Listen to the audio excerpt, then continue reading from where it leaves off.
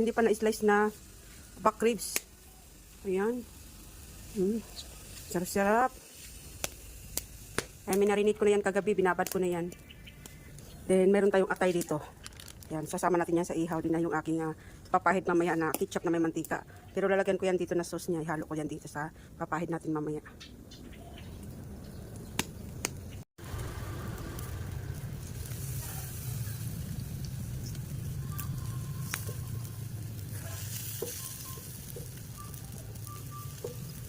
Itong brush ko ay tanglad. Gumawa ako ng pang brush na tanglad kasi magiging na rin to kasi gamitan natin ng brush na ano talaga.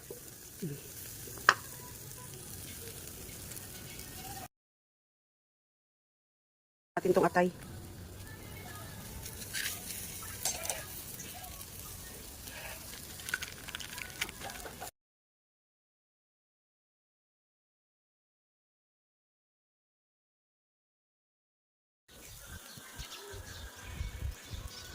Pork liver and then pork back ribs. So yan yung ating grill ngayon.